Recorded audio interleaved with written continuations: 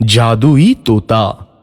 एक छोटे से गांव में एक गरीब परिवार रहता था।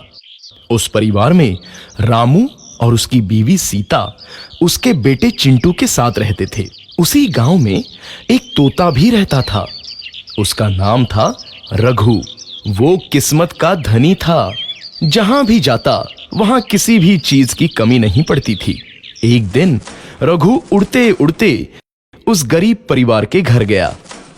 रघु सोचता है, अरे वाह, लगता है यहाँ आज बहुत अच्छा खाना मिलेगा। मैं पेट भर के खाऊंगा। वो एक कटोरी में रखे अमरूद देखता है। अरे वाह, अमरूद, मुझे तो ये बहुत पसंद है। मैं तो इसे पेट भर के खाऊंगा। रघु तोता अमरूद खाने ही लगता है। तभी सीता रघु को अमरूद खाते देखती है तो गुस्सा हो जाती है और उसे वहां से भगा देती है। भाग यहाँ से, न जाने कहां से आ जाते हैं। मैं तो परेशान हो गई हूं इनसे। सीता के भगाने के बाद रघु चुपचाप से एक कोने में रहता है। धीरे धीरे उस परिवार की बरकत होने लगती है। एक दिन रामू और सीता खाना खाते वक्त बातें करते हैं। आजकल हमारी बहुत तरक्की हो रही है, काम भी अच्छा चल रहा है। रामू कहता है। इस पर सीता कहती है, सच कहा, भगवान हमेशा ऐसे ही हम पर मेहरबान रहे। बेटा चिंटू भी कहता है, पिताजी, मुझे खिलौना लेके दो ना, मेरे सभी दोस्तों के पास है। रामू कहता है, ठीक है, जरूर लाऊंगा। सीता कहती है, कितने खुश है सब, मेरे परिवार को किसी की नजर ना लगे। एक तरफ ऐसी बातें होती हैं तो दूसरी तरफ रसोई में रघु तोता भी अमरूद खाते रहता है। मजा आया, अमरूद खाया, मजा आया, अमरूद खाया, मजा आया। तभी सीता रसोई में आती है और रघु तोते को अमरूद खाते देख बहुत गुस्सा होती है। सीता रघु को बाहर निकालने के लिए पिंजरे में अमरूद रखती है। रघु जब अमरूद खाने लगता है तो पिंजरे का दरवाजा बंद हो जाता है और वो उसमें फंस जाता है। मुझे बाहर निकालो, मैं यहाँ फंस गया हूँ, मुझे बचाओ। अगले दिन सीता पिंजरा उठाकर बाहर दूर उस रघु को छोड़ देती है। रघु के जाते ही उनके घर आई बरकत धीरे धीरे कम हो जाती है। उन्हें बहुत घाटा होता है। सीता कहती है, ये क्या हो रहा है? अचानक इतना कैसे बदल गया? अभी तक तो सब कुछ अच्छा चल रहा था।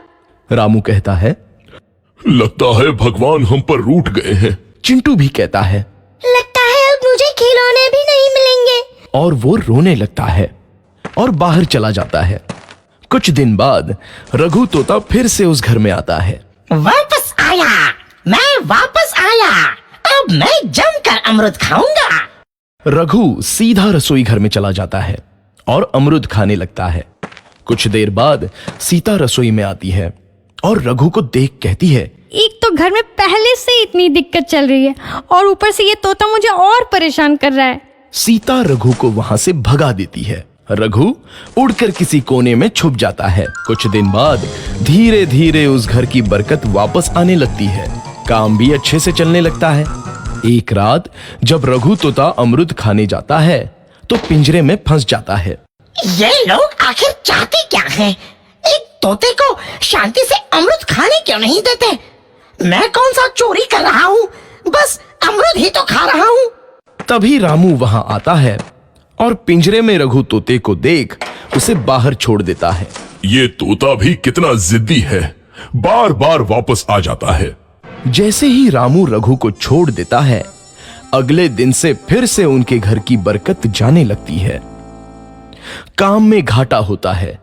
किसी को समझ नहीं आ रहा था कि ऐसा क्यों हो रहा है। रघु तोता घर आता है तो अचानक बरकत आती है और जब रघु तोता को बाहर निकालते हैं तो बरकत चली जाती है। एक दिन सीता रघु तोते के घर आने और बाहर जाने की स्थिति पर नजर रखती है। ये तोता जब भी घर आता है तो घर में बरकत आती है और जैसे ही ये घर से बाहर जाता है तो उसी के साथ बरकत भी चली जाती है। कहीं ये जादुई तोता तो नहीं है? अगली बार जब ये तोता घर आएगा तो मैं इसे कहीं नहीं जाने दूंगी। सीता रघु का बहुत इंतजार करती है लेकिन रघु तोता दोबारा उस घर में कभी नहीं आता।